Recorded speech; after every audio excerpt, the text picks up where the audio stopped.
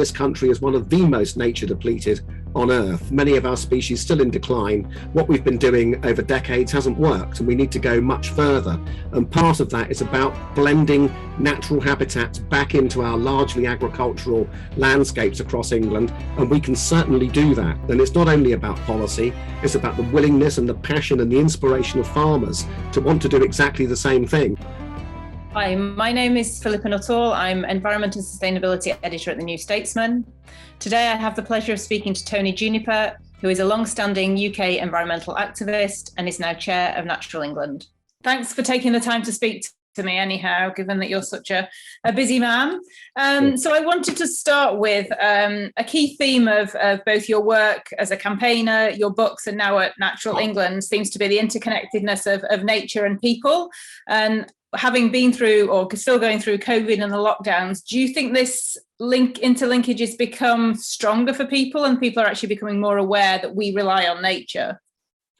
I think until quite recently, there was quite a widespread perception that looking after the natural world was something different to the task of looking after people, society, and the economy.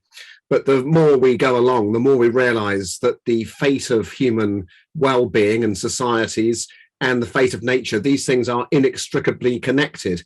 And the health of nature has a direct bearing on the health of people. And the COVID experience, as for many people, I think, reinforced that, and not from an academic point of view and based upon research, but actually more powerfully through being people's lived day-to-day experience over the last couple of years. And so I think that has reset the conversation somewhat. And in parallel, there have been continuing in-depth expert studies, the Dasgupta review, for example, painting a picture of that evidence that links more to the economic side of things. So this notion whereby we used to think that looking after nature, it was a task we had to face just because nature was worth looking after for its own sake, we now know that that's not the only reason. It has a fundamental bearing on people's well-being and health.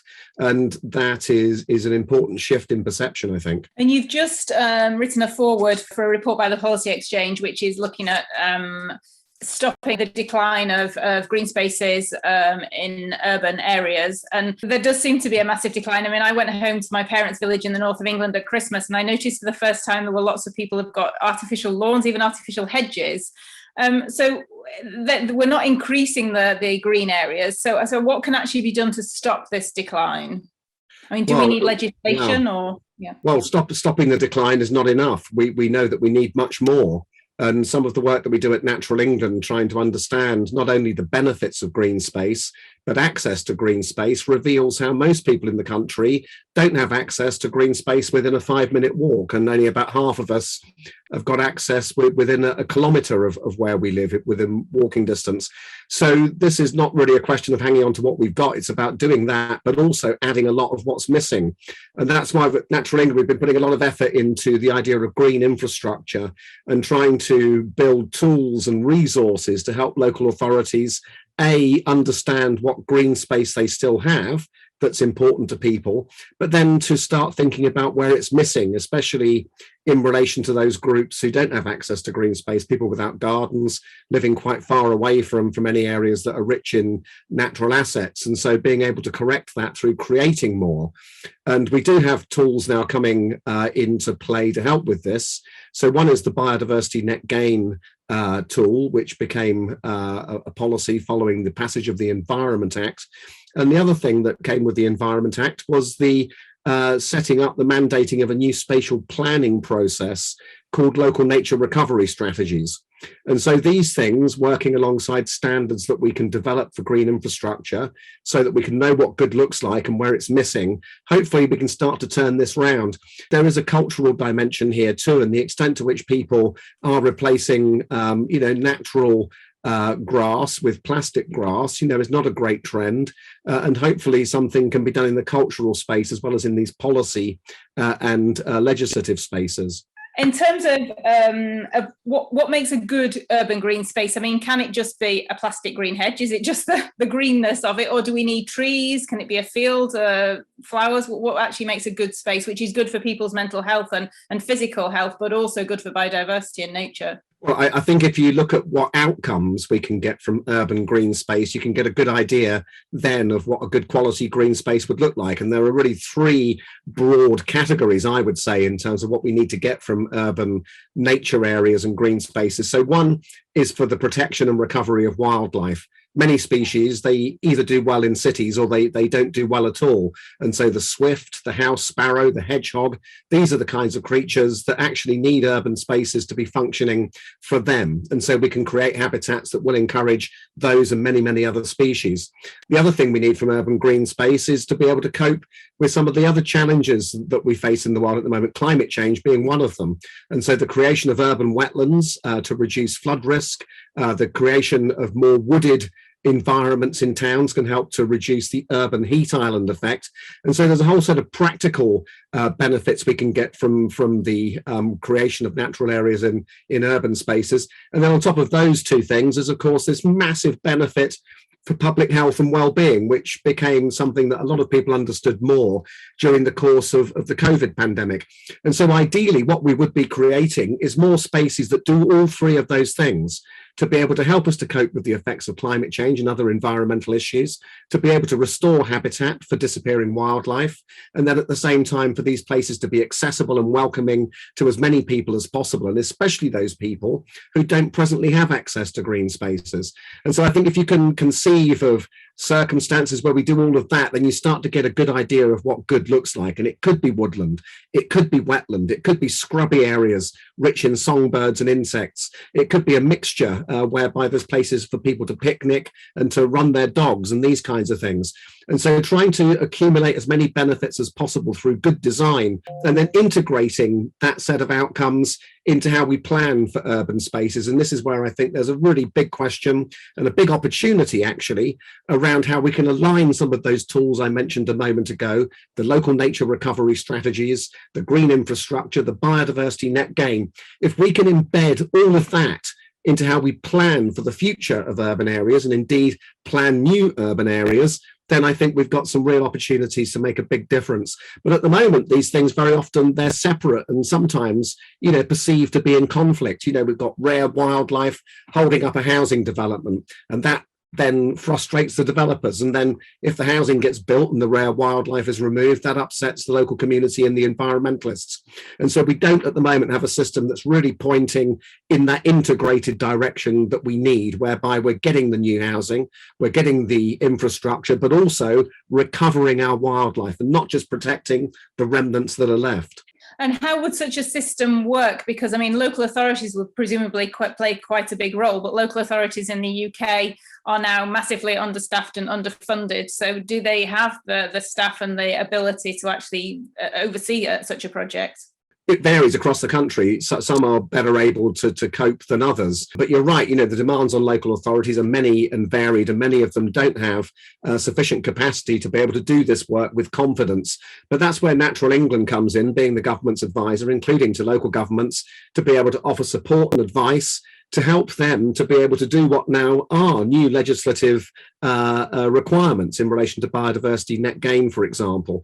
So using these tools to get maximum benefit from them will require capacity, expert capacity, and also a willingness from the likes of the developers and the infrastructure providers to very much work in partnership with us and the local authorities and communities in coming to these good outcomes. And that's where it's not only about the law and policy, it's also about convening partnerships to make better places across the country, because every place you think about, every town and city, there are multiple actors involved, not only local government, but water companies, housing companies, local NGOs, of course, the local community, statutory agencies like ourselves and the Environment Agency, and pulling them all together to get on the same page actually can unleash quite a lot of capacity all on its own, and be bringing budgets together, combining investment to make more of what otherwise might be quite piecemeal expenditure, not adding up to the kind of big outcomes that we can increasingly see that we need, and I would say that we can secure if we're thoughtful about it. And obviously there's a certain amount of land which is owned by privately or the local authority, but there's also a lot of land which is gardens. In the paper that you read the forward for, they call for a blitz behaviour campaign. How would you see that? How can Natural England help outreach to people so that they understand that their gardens should be grass or trees or flowers and not plastic or concrete? Well, this is something I would like us to have a look at, because we don't really have an explicit gardens programme at Natural England at the moment, but various people keep raising the question as to, what can we do better with 1 million hectares of gardens in England? That's a huge amount. That's the same amount that we have in the sites of special scientific interest. And again, during lockdown, people fell in love with their gardens and became very aware of what was there, and more importantly, what wasn't there. And a lot of people now very interested in how they can bring trees into their garden. Right tree, right place, what's the right species? How can you bring more birds in? What kind of plants are going to attract insects like butterflies? How best to put in a pond? These kinds of discussions are now becoming much more widespread. And I do think there is a space there nationally for us to be much more proud of our gardens, not only as wonderful places for us all to enjoy, but also havens for wildlife. And I'm particularly excited at the opportunities you might have in an entire street, for example, where you could see the benefits of everyone doing the same thing, or somebody doing one thing and somebody else doing another. One person with a big native tree, another person with a meadow, someone else with a substantial pond, and all of these things being connected along the street. You could start to see a real resurgence of wildlife in towns as a result of that. So I think some exciting opportunities there. Nothing specific at Natural England at the moment, but I would like us to look at that. And more generally, outside the kind of the urban setting, the UK is obviously a small country. You're responsible not for signing off on projects, but for advising on nature that happens. There's lots of big infrastructure projects at the moment. There's HS2, the big rail link. The UK is looking at onshore wind for the first time. We want to quadruple offshore wind by 2030. Is there actually enough space in the UK to be able to have a net gain in nature and to have these projects, which are also said the government sells as being, leading us this clean energy transition and helping to tackle climate change, as well as nature's helping to tackle climate change? Well, this for me is one of the key questions. How do you accommodate in a country as big as ours, which in England has about 55 million people, and we have the need to produce much of our own food, to accommodate infrastructure of the kind you mentioned for transport, energy and water? We need to be catching carbon. We need to be restoring our biological diversity, creating space for people to enjoy and to get recreation, and also to accommodate industrial development. And, it's quite tricky to be able to accommodate all of those multiple demands in the area that we have. I, for one, believe that we can do it, but it's going to require integrated, joined up thinking, whereby we're achieving as many things at once as we possibly can. And so blending green infrastructure into infrastructure is definitely a part of that, and how we can build green corridors, for example, along new rail routes, how we can be using new water storage capability to be leading to new wetland creation. Good examples of that we have around the country already. So these are the kinds of things I think we need to think about more, and how we can get the maximum benefit from different choices we make about the land on multiple agendas, rather than just seeing, food and nature as always in tension, green belt and housing as always in tension, a beautiful view and onshore wind as always in tension. It doesn't have to be like that, but we do need to have more integrated approaches if we are going to close this conundrum of how to restore nature, which in many cases is about the land, at the same time as achieving all these other things that society does need. And we're the government advisor, as you point out, Philippa, and we do get consulted and input into big infrastructure decisions, and we say what we think needs to be said from the point of view of nature. But I think we need to get beyond that either or and into a discussion about how we achieve multiple things at once. And how do you think that we can bring these different communities together? So yourselves at, say, Natural England, the government, but also campaigners, because, you used to be at Friends of the Earth for many years and were a campaigner yourself. And activists in many ways are becoming probably more noticeable. We've had Britain Insulate, Extinction Rebellion. Various people across Europe have been on hunger strike. There are the climate strikes. There is a tipping moment here whereby suddenly, if we don't move in the right direction, we could see violent protests. We could see more people going on hunger strike and even dying for climate action within either the UK or Europe. So how do we marry that with what you've just said, which is a much sort of calmer, integrated approach, so that the public sort of understands that we need to move forward? And I think at the moment it's a very confusing picture. Well, the energy and confrontation that comes with activism at some point has to meet the cold reality of policy. And I think what's happened over the last few years is that the activists have been very successful indeed, especially the way in which Extinction Rebellion put the climate change question much more firmly on the political map. And actually, you know, within a couple of months of those early protests from ER, we had an amendment to the Climate Change Act here, which led to a net zero target being adopted for 2050. And the wildlife activists, similarly, you know, you can see their energy now being reflected back into new policies and new laws, a couple of which I've mentioned already. But, you know, when you get past the activism having succeeded in crossing the political tipping point, that's when it gets complicated. And, you know, activism can be quite straightforward. You know, we want climate action. Well, yes, we all do. But actually, what does that mean in practice in terms of budgets for insulation, for renewable energy? How do we square that off against consumer bills? What's the fit between nature recovery and carbon capture? You know, all of these things, and they are nuanced and they are complicated.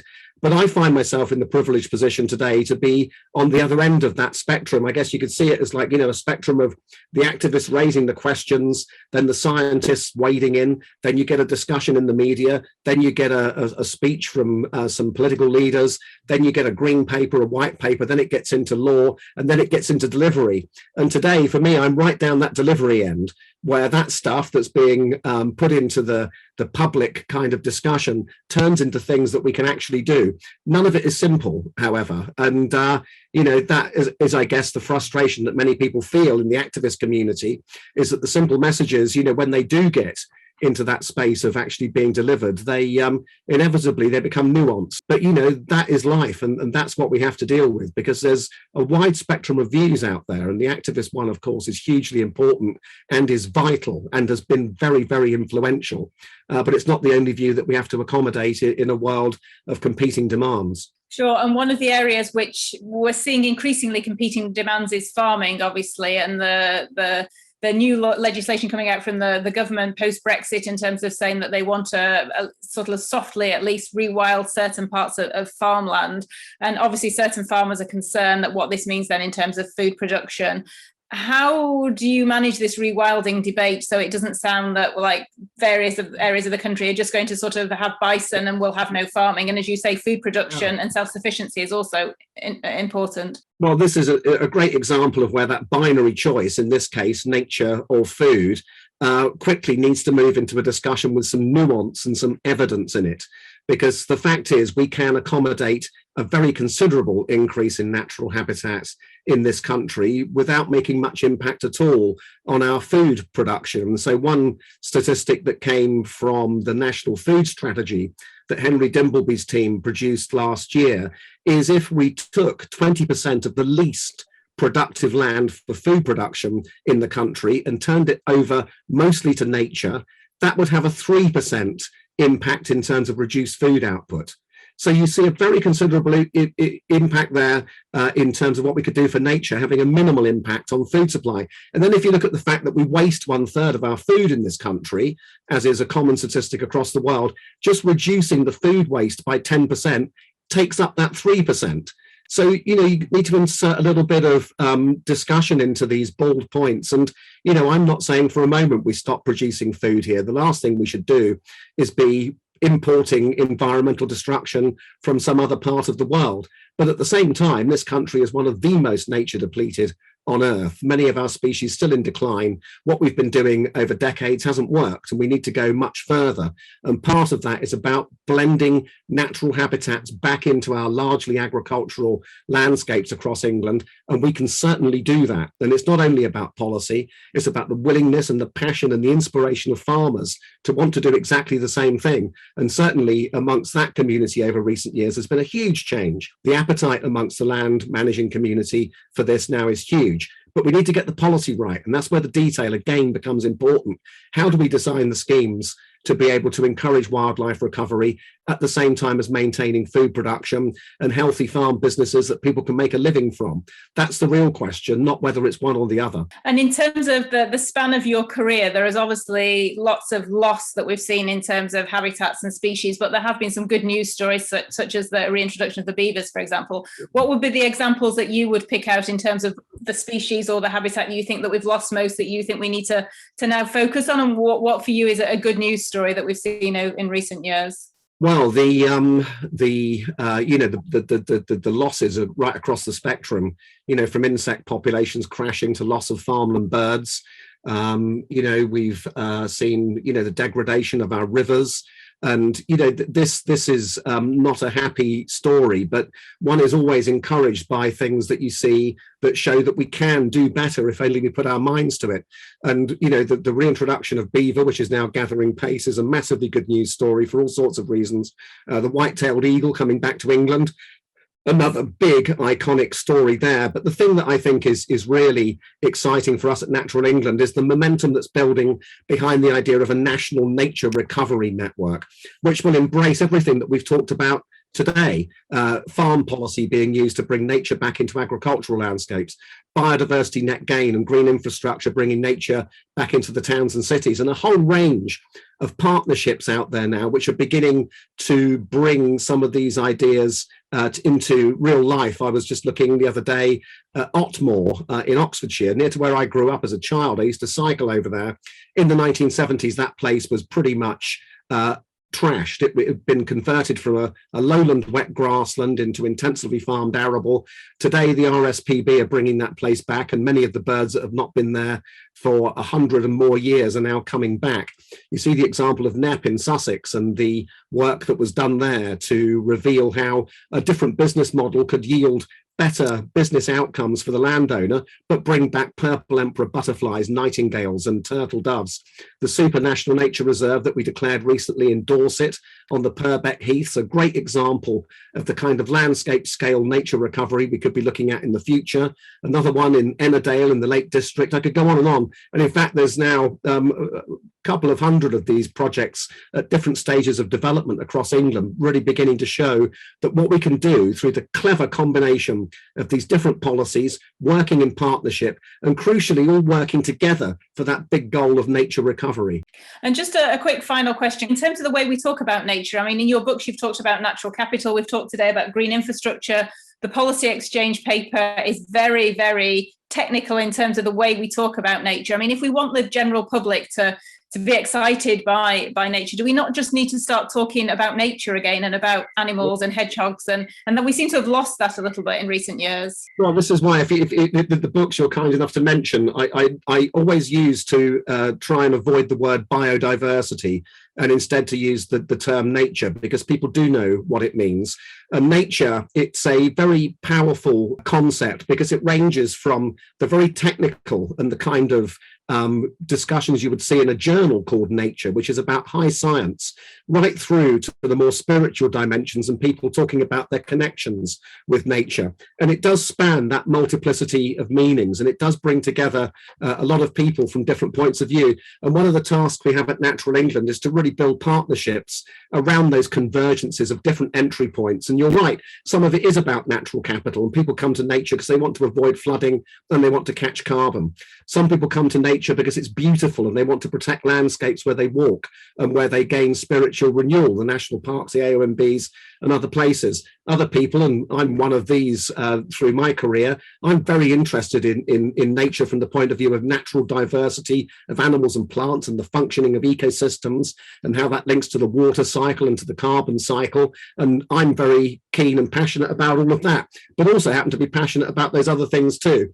And so bringing together the coalition of interests that can get behind that idea of nature recovery, because it is important for animals and plants, because it is beautiful, because it's good for the economy, and because it's spiritually essential for human well-being, all of that counts. And capturing it all behind the idea of nature recovery is what I think the task at hand is all about. Thank you very much for speaking to me. That was super interesting. And if you enjoyed that interview, please go to the New Statesman's website where you can see more interviews with environmental leaders, or subscribe to the New Statesman's YouTube channel.